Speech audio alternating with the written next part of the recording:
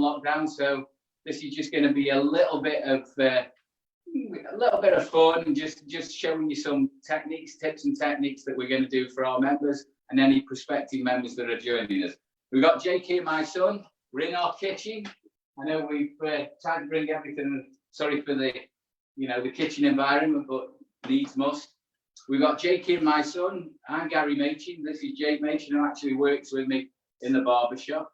And what we're going to do today, we're going to leave his beard for another day, because we're going to do a clean up, and we're going to do a beard trim later on, probably next week.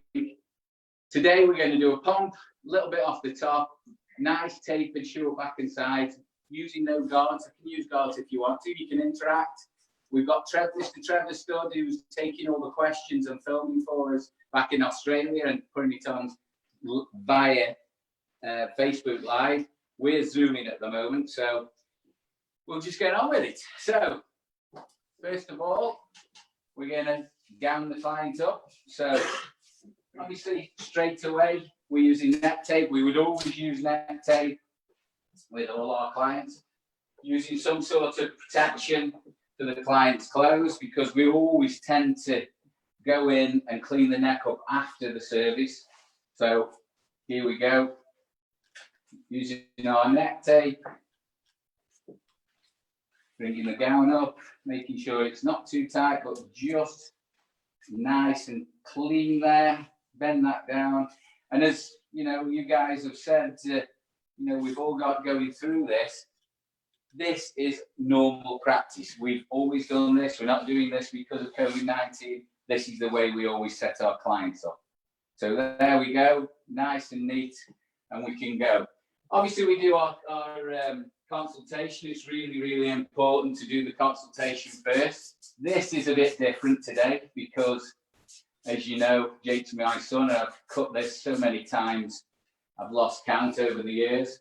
But it's still, even when we're with regular clients, we still have to check that nothing has changed since we last cut it. So we still comb it through, we still do all our consultation routine, but at the same time, making sure that nothing's changed.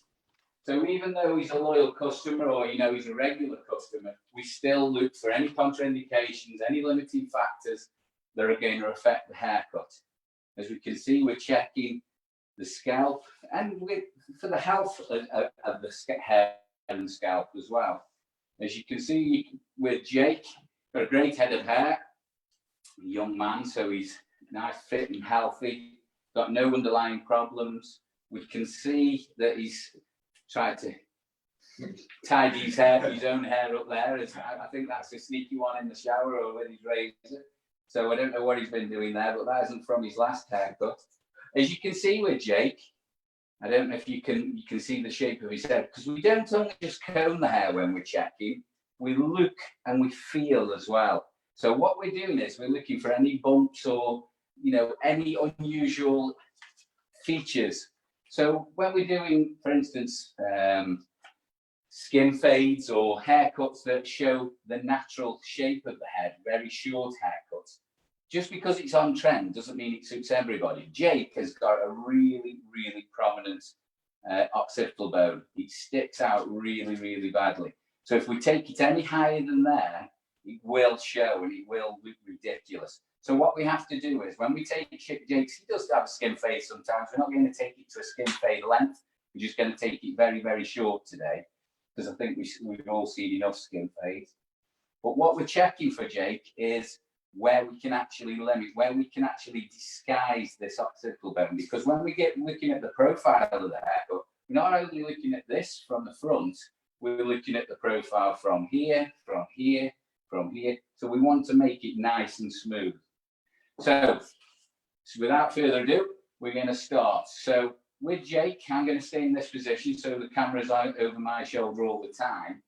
I've just said that we're going to not use guards. This is personal preference. I do tend to use some guards when we do skin fades. If you're putting a heavy line in or something, I'm just going to do this scissor and clipper over comb. We're using all wall tools. All my tools are over here. Any questions you want to get involved. Cordless super taper, fantastic. been using these for 35 years, obviously the corded version. This is now the cordless. Go-to tools, fantastic, really light, great performance, great battery. So when we're working with these, always working 2 fingers width. If we go any higher than 2 fingers, we start working into the natural head shape. So especially if we want to gain some graduation, we want to go from the bottom and gradually getting longer. So what I tend to do is go in, and we're working in overlapping panels. So we're working through a guide all the way around the haircut. So when we go in there, no more than 2 fingers width. And you can see it's almost the thickness of a comb, a wall cutting comb. So when we're working here, we're taking this in. And I'm just going to do it very slowly, but we're going to try and do this haircut in real time because, you know, this isn't a workshop. It isn't a formal teaching session. This is just purely and simply, we're doing a haircut for my son in the kitchen on lockdown. So you can see, just by using the thickness of your comb, the width of your comb, goes up the comb, across. I always people always ask me, why do I always start on the left? I work with my tools on the left at work all the time. So when I'm working with the method that I use, I'm always working away from my guide. If I go that way, I'm cutting into my guide all the time. So we're working, as I said, in overlapping panels, half of what we've just cut and half of what we're going to cut. So every time we're working, so we keep our guide all the way around. Half blade, full blade. We're just flicking that out. Jake likes his beard disconnected. And you can see the difference already. You can see the shading, and it always goes about the shading.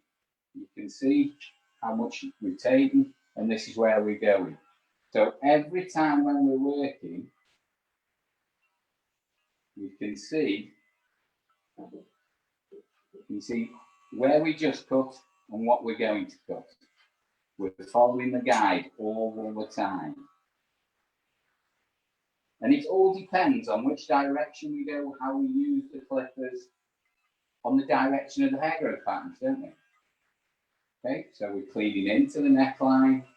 We're not doing a skin fade, we're just doing a very short back and side. Nice taper, really great graduation. It's a tailored haircut. So when we're working with these kind of haircuts, and I know this sounds ridiculous, and you know, I'm not trying to teach you to suck eggs here, but it's what we leave on that's important, not what we're taking off.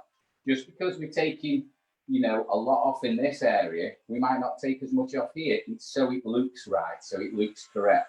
But you can see, by doing it by hand, when we're using a tailored haircut, you see we've already blended this weight line at the same time.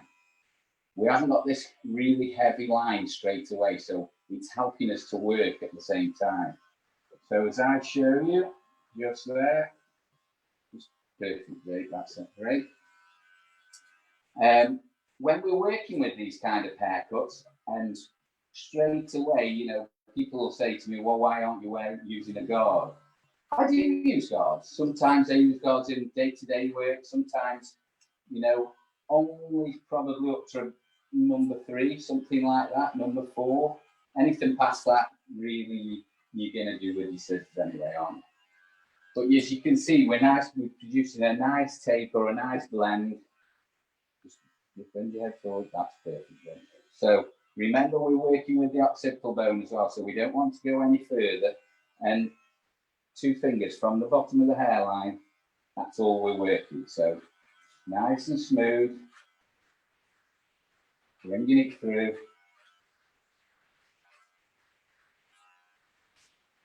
You know, if you've got any questions, you just post them on to Trevor. He'll bring you in as well.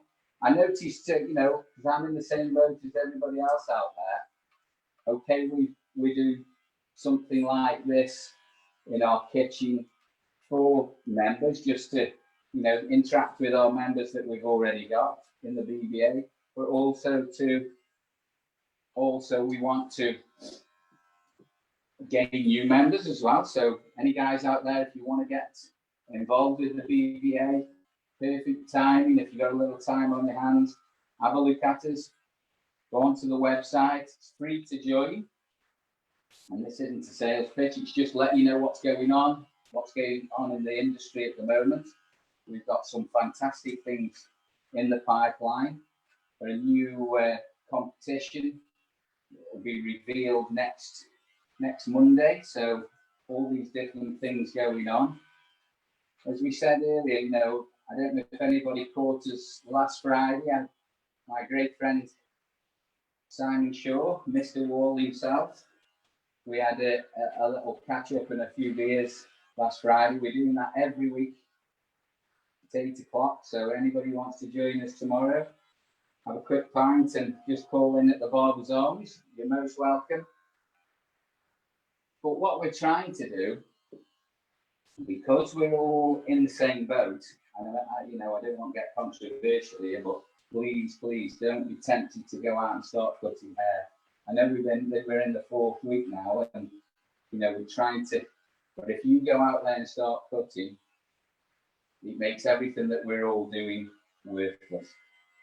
So please stay safe, stay in, and don't be tempted. No matter how much they promise you, or how bad things get, we're all in this together. So you can see, this is one side that we haven't done.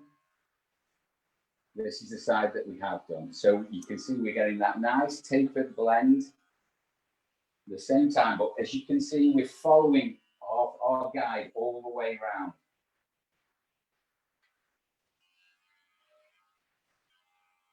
Using the blade all the time. So half blade, we always cut on full blade when we're taking bulk away. And then when we're tapering or when we're blending, we're on half blade. And we're always rocking that blade out. So it's giving us graduation. As I was going to go back onto guards, people say to me, wherever we're teaching all over the world, we do rely on guards as a trade now for quite a lot.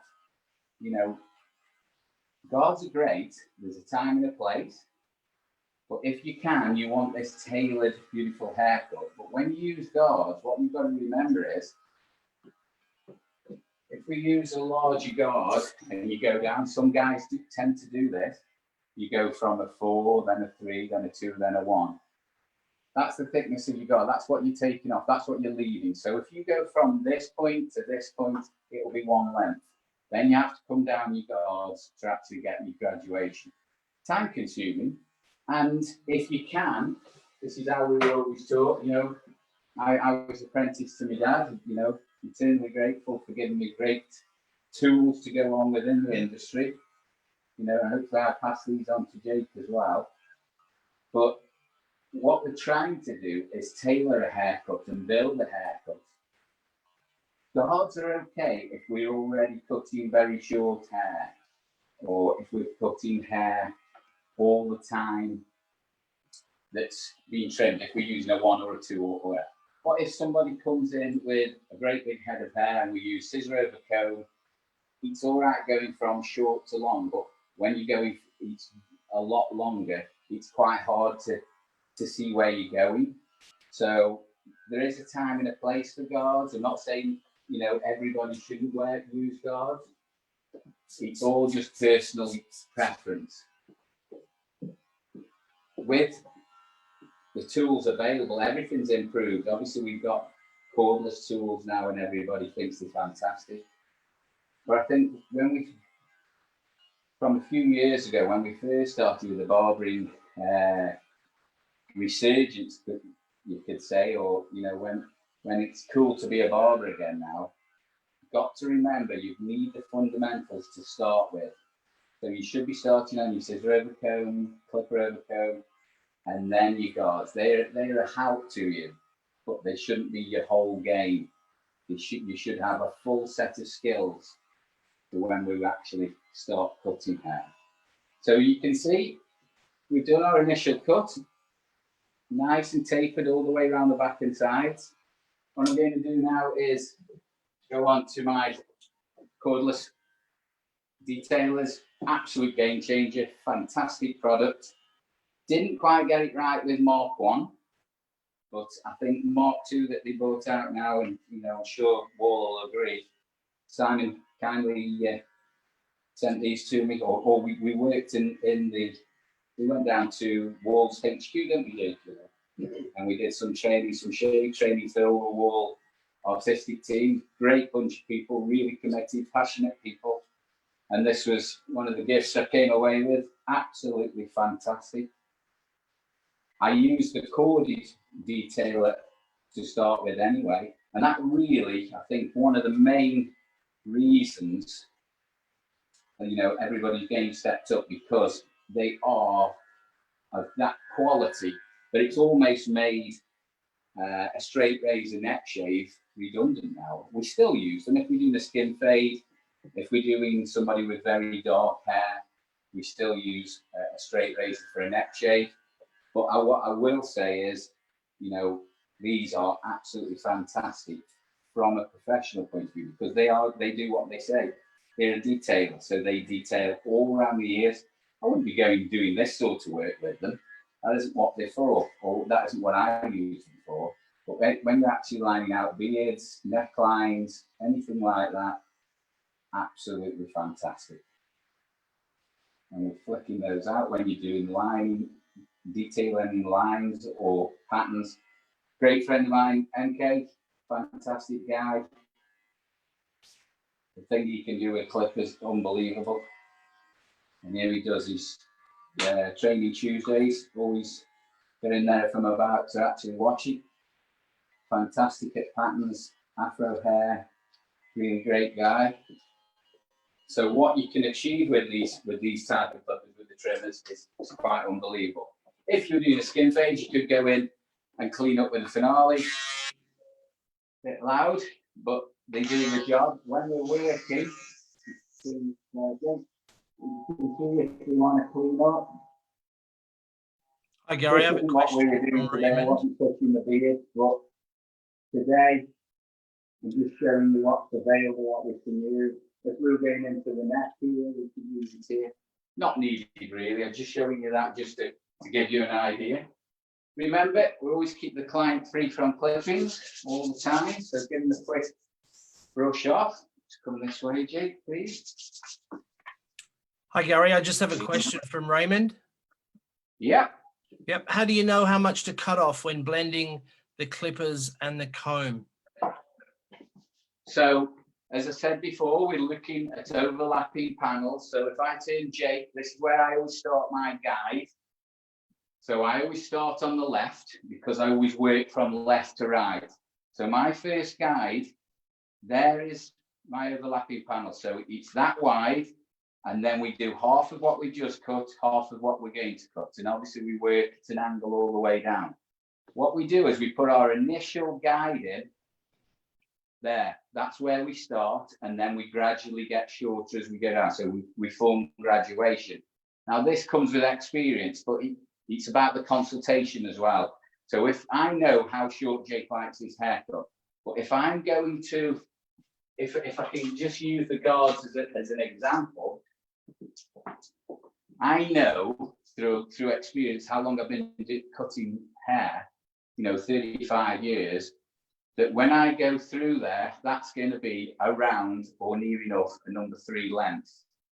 Then I'll go down and come down my guides, my guards, and then we flick out, don't we?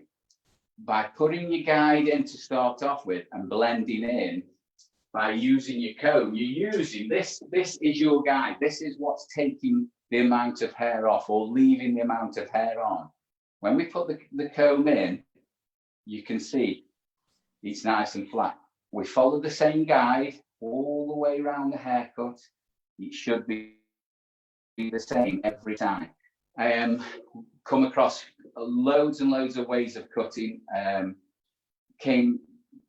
Been all around the world, and you take the best bits of whatever you see. I saw an American Crew video a long time ago, and they used a fantastic method of explaining, and that was we anchor, pivot, and suspend. And what we take from that is we anchor the comb, so we're taking it very short at the bottom. We pivot, so that depends on that. This actually gives us how much we're taking off. The greater the angle, the less we take off. The shallower the angle, the more we take off. And then by the time we've left here, when we've got our shortest point, then we're moving the comb and we're suspended. Then it's off the head. We're not anchored to the head anymore. We're to this point where we're suspended. So every time it gives us graduation all the time. So when we're working, especially a scissor over comb, so I use two different types of scissors. I'll give them a shout out. We use Joel and we use Sensei, my great friend Eric Lander, fantastic guy. You'll be seeing him on Tuesday. We'll be doing another video for you. If we're doing scissor over comb, again, we work in overlapping panels. So we take our first panel. You can see how our comb is moving all the time. So it gives us graduation. We're only working with that part of the blade of the comb. And when you're working with your scissor, it's only the top blade that's moving. These are Sensei scissors, ergonomically designed, great. So we're only working that much of the comb. We don't cut across the comb. We're only working that much of the blade. So that way we stick to our guide perfectly. So we take, can I just turn you very slightly there? So when we take the next section, we're moving all the time. I'm not taking much off here, but if I was doing it, so if we were going and taking it, this is how we'd be moving all the time. I'm not taking anything off, obviously, but can you see how my comb's moving? It's lifting all the time. But where my scissors are, they don't move at all. Look what I'm taking off. I'm taking the tiniest amounts off. I'm almost just making the scissors talk. Okay, so we always comb down. When I was an apprentice, and Jake went through this process as well, and these videos are great because we'll send these out to our apprentices who are furloughed at the moment. This is off the job training, isn't it? They'll watch this. But can you see how we take a section, bring it up, and we're moving. Comb it down.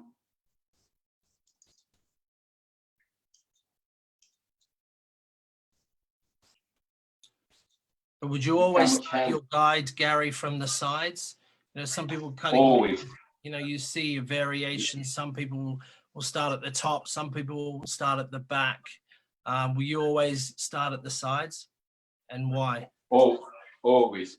Because it's about a method, isn't it? We've got to stick to a method. Forget this hair, we can pretend this doesn't exist at the moment. We've got our weight line that we put in with our clipper, okay? When we take this way, when we want to, this area is the hardest part of the haircut. This is where we transition from the top to the sides. This is the bit that we have to blend in. When we're keeping it weighty like this, you can see like Jake's length on top. When it's weighty like this, we don't want it to go from very, very short to very, very long without any graduation in this particular haircut. So when we're working, and we get to start from one side. If you start, for instance, straight in the back, if we start here and it's fine. We start and we come down, we work into our nape area, we bring it all the way down. We could do this whole haircut with scissor over comb. We use the clippers because they're quicker, aren't we? We've got to make money at the end of the day.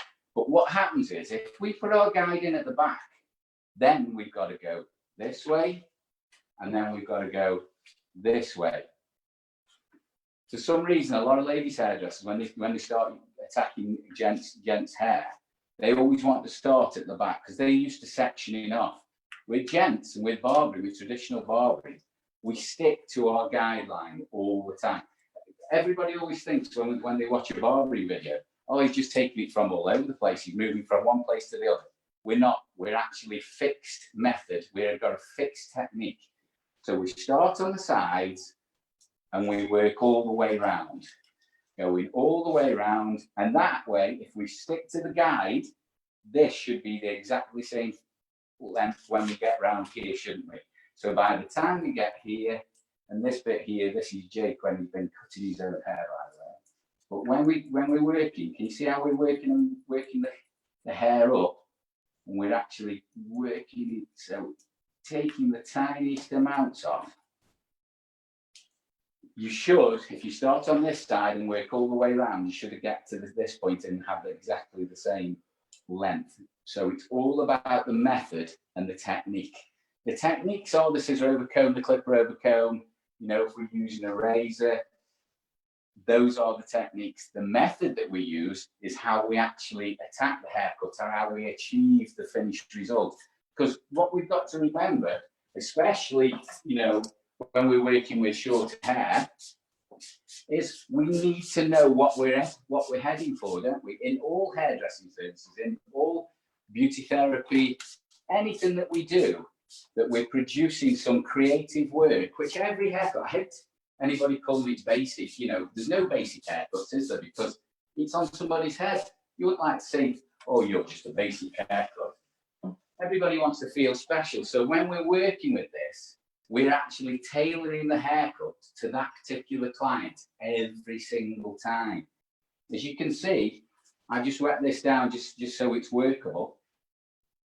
We haven't got a huge weight line there at all yet. We haven't got a lot of work to do, have we? But can you see his occipital bone just pushing out already? So we'll just soften that very slightly. But as you can see, we're getting there. It isn't finished by any means, but we're going. What I want to do as well, we're not going to spend too much time on this, you know, because I don't want it to turn into a really, really long video.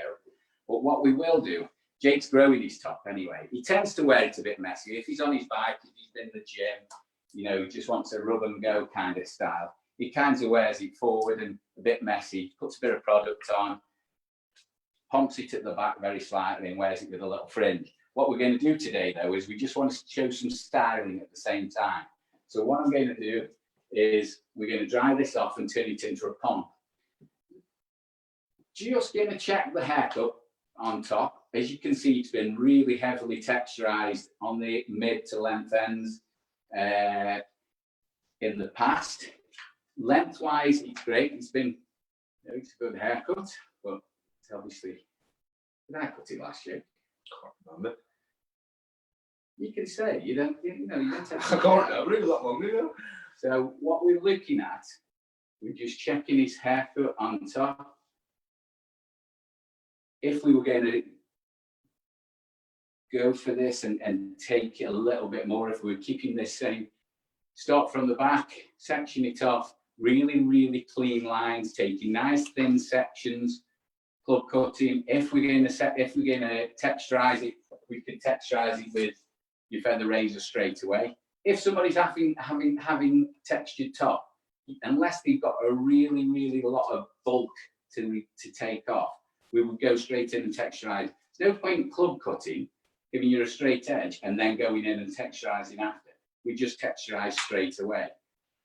With Jake, we're not going to do that. I'm just going to dry it off. I'm going to give him a little pomp, and then we're just going to blend this last bit in.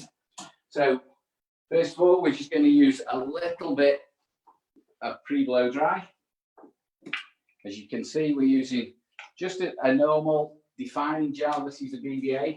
We do so much education now, so we use our own brand of products to actually take this around the world. So as you can see, I'm taking it right down to the roots on towel damp hair.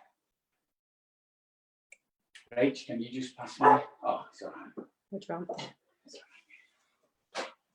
As you can hear, the dog's just come in. She's just barking at something. I don't know what she's got on. She's just making it real for us.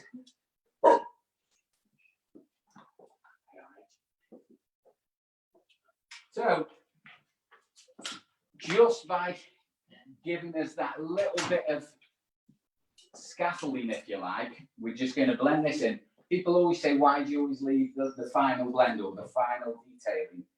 I always leave it till after a blow dry because this completely changes. You know what I'm not going to go through the science of it, alpha and beta carotene, how we change it when we put the product on. We always dry the client's hair.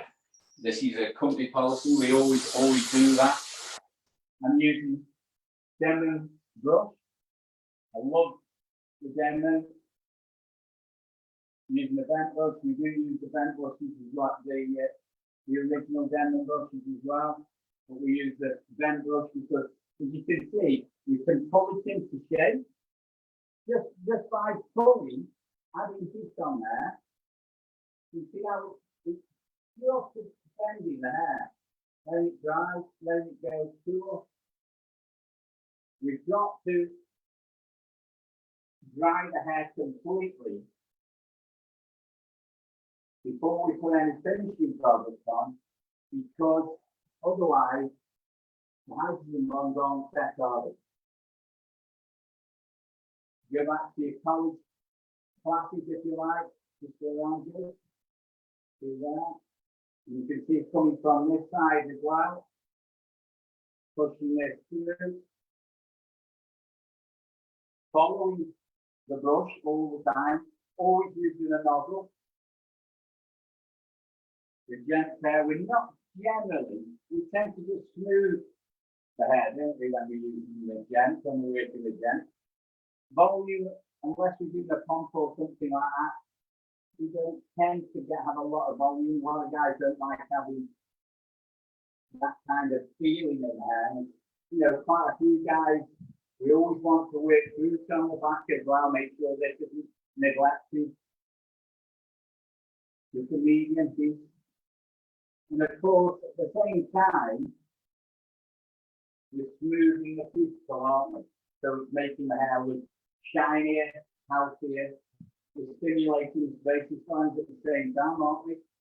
But the main thing is, we're building our style. You want to come down here towards the camera? You can see we're building the shape already. Turn this down. If you want to use the round brush, you can use the round brush, but I just tend to like, especially this sort of length, I just tend to like the bend because it lets it flow and it actually dries the hair very quickly as well. So we're using each section. We're pushing that in. You see, just gently, not uncomfortable, Jake, is it? No. We're just gently building this shape and this form, if you like, into the hair. You're just giving this, you need to give these tips and tricks to the clients so they can recreate these styles. So, no point leaving the barber shop, just around the corner. No point leaving the barber shop and then not being able to recreate it at home. One of the biggest bugbears, you know, you ask your clients, what do you like about your hair? What don't you like about your hair? What would you change for anything you struggle? And they'll always say, I can't make it look like that when I go home. So I always say, either start thinking of this as hair dryer or you buy your own. Because a lot of the time, especially building a style like this, you will never do it without drying the hair.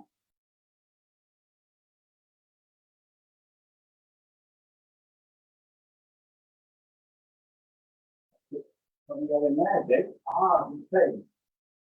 You're doing a little bit of painting for me, so I think we've got a little bit of paint there. So looking from our style now, okay, bit flowery, but we've got our form in there. So now we can go from there. Can just have a look where we're going. What it's looking like now. Hi Gary, just a few questions. Yeah. What's your thought on using texturizing scissors to blend the sides to the top? I have texturizing scissors. I have a couple of pairs. I have some by Joel and some again by Sensei. Fantastic scissors, Sensei scissors. I will say about texturizing scissors. For a long time, I felt like texturizing scissors were a bit of a cheat, really. He was somebody who couldn't use scissor over comb properly. But I will say, I worked with a fella for many years. He used to work on the level 4 for Habby when we used to run level 4 Habby courses. Myself, Eric Lander, MK, and a guy who, you know, changed my opinion on these completely. Was a guy named Kenyon Yates. Lovely fella, barber of many years, few years my senior, and I thought he'd been in the job a long time. But he changed my attitude towards texturizing shears completely. Used correctly and sparingly, I think they're a great tool. Personally, I'd rather use a razor, you know, for texturizing. I would always tend to use a feather razor rather than texturizing shears. But if you are going to use them, and as Kenyon demonstrated in his class when we used to, you know, we used to watch each other's class, if there's an area that you think, oh, I really can't get that line out, or I really can't, you know, seem to get that weight out of, use them sparingly, take the section, use them exactly the same as you do when you scissor over the comb, moving your comb all the time, just on the ends. And you can soften anything that you can't get rid of. I wouldn't tend to use them anywhere else. I know some people tend to use them going into the haircut here. If you're going to do that, and I generally don't, but say for instance we've got all this hair on top and we wanted to thin it without losing any length. Now that's impossible, because no matter what we do, whatever technique we use, you're always going to lose some length. But if you're going to go into the interior of a haircut, you've always got to use them sparingly. So if we went in, it's 1, 2, 3, 4, 5. You know, in that area, in that whole area there, I only went in and used the texturizing shears very, very. And what we don't want to do is we don't want to stay in one place and do this. If we do that, what will happen is you'll just have, it'll look like a mouse who's been chewing at the hair. It will almost certainly put holes into the hair. I mean, we've all had new clients come in. They've either been to somewhere else, or the missus has cut it, or they've got hold of some thinning shears or texturizing shears. And you just know that what it looks like. It makes a real mess of the haircut. But if you are going to use them, just one pass, but obviously you've got to open and close the scissors while we're in the hair. You can't go in, shut the scissors and then pull them out. You'll pull off the hair out at the same time. If we're going to soften areas like this, I was going to do this with a razor, but as soon as you brought that up, you see how it was just sticking out a little bit still on his occipital bone. If you could feel this, it's like a duck egg on the back of his head. So if we were going to soften this sort of area, we pick it up. You see how we're softening the edge of that hair, but we're not going any further than just the edges of the haircut, because if we go any further, it's going to affect the shape and the integrity of our haircut. But also, when we actually work with this, if you go in any further than that, it will make it whole. It will look as if there's holes within the haircut. So when you do use these, use them sparingly, you know, and there is a time and a place. Because what it does give you, and you never see this in natural world, if we pick a haircut like that, if we grow somebody's hair out, there's never any straight lines like that. If we grew Jake's hair out and never cut his hair for 2, 3, 4 years, it wouldn't be down to a uniform layer, would it? Or it wouldn't be down to, you know, an area where it'd be straight line. It'd be all over the place, wouldn't it? It'd grow in different areas, different times. So this is what replicates that. If you have a mesh of hair and you just do it on the ends, it breaks the straight line up. So it does make it look more natural, and it grows out more natural as well. But that's the whole reason as well that we use scissor and clipper over comb anyway, because it gives us a lot more natural finish when it grows out. Because what we've got to look after with the client is as well, is not only just on the day is it going to look great, but as it's growing out and it's 2 weeks in, whatever, we want it to look as if it's natural. If we use a garden, go from here to here and not give it any graduation, we lose the whole shape of the haircut straight away. That answer your question, I hope? For the guys who you know, bought the scissor over comb, the texturing shears up. Don't want to go much further now. We've been on, I think, about 35 minutes, 40 minutes, something like that. I am going to use just a little bit of product. What do you tend to use on yours, Jake? Texturizing clay. Texturizing clay? Okay. Well, I'm going to use molding cream today. So we've got a molding cream here. Great properties, really soft. Probably isn't enough to hold Jake's in the place that he wants it. That's why he uses texturized clay. But I want it to be a bit more softer.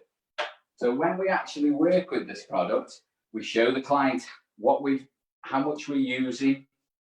We work it into our hands. Just shuffle down the chair very slightly, Jake. Yeah, a bit tall there for me. Okay, so, and when we work with this, we claw our hands. We only want to take the product off the pads of our fingers. So when we take this through, you see what's come off? Just my pads of tape. I haven't gone on. What you've got to remember with guys is they always use too much product.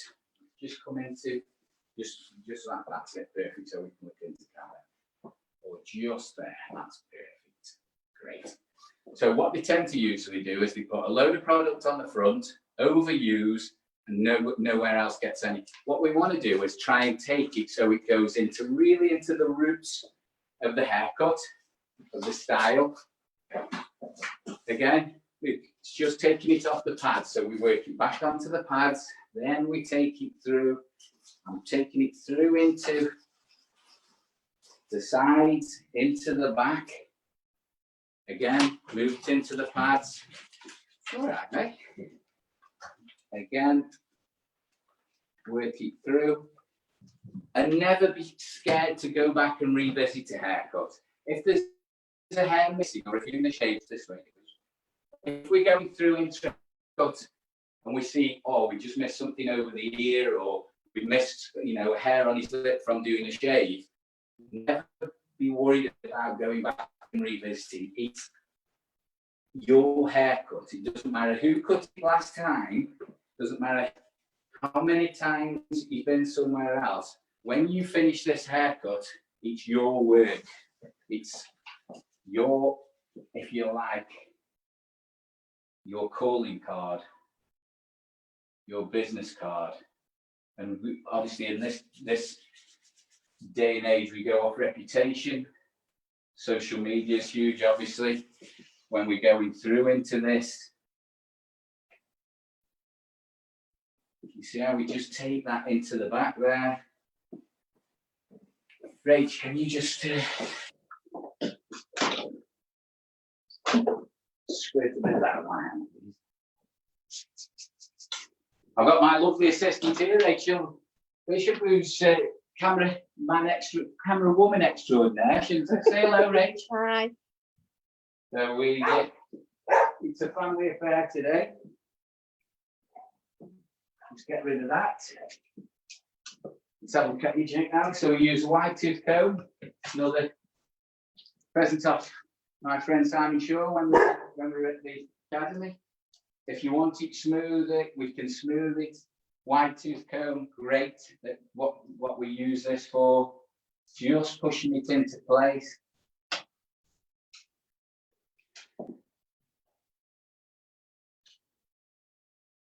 If you're into, photographic work, making videos, obviously everybody knows that they aren't just produced in 5 minutes. It takes a huge amount of time and effort. But today, all I wanted to show you was just pumping Jake's hair, giving him a great haircut, blending it in, scissor over comb, clipper over comb. We got any more questions out there, Trevor? You still with us? Trevor's gone. No, I'm here. Yeah, no more questions. Right. No more questions, that's cool. So we're using a fade brush here just to make sure we flick it out. Great tool again, just to smooth it. We're going to do a shave and a clean up and a beard trim on Jake probably next week sometime. If we're still here on the lockdown. So there you have it. Have a nice pomp, short back and sides, blended in. Real time, taking probably 15 minutes, 20 minutes longer than we should have done. So anything that we want to produce is there. The techniques are the same. It's just how we develop or adapt the techniques to actually take it in different hair. It's about cutting hair, not cutting styles. So just leaves me to say thank you very much to everybody who's been involved. Thank you, Trevor, for looking after us. We are, if you'd like to join us, we'll be here tomorrow at 8 o'clock with Simon for a pint. We have got some regular guests coming as well, some special guests from around the world. So tune in for that. Like I say, if you haven't already, join the BBA. If you go onto the BBA website, keeps you abreast of everything that's involved. There'll be a lot more great educators that are going to come on. I think we've got Eric Lander on Tuesday. We've got Ross Dotter from Scotland. We've got Matthew Geary. The list is endless. So we've got some great educators for you. My name's Gary Machin. Thank you very much. I hope you stay safe and be good. See you later, guys.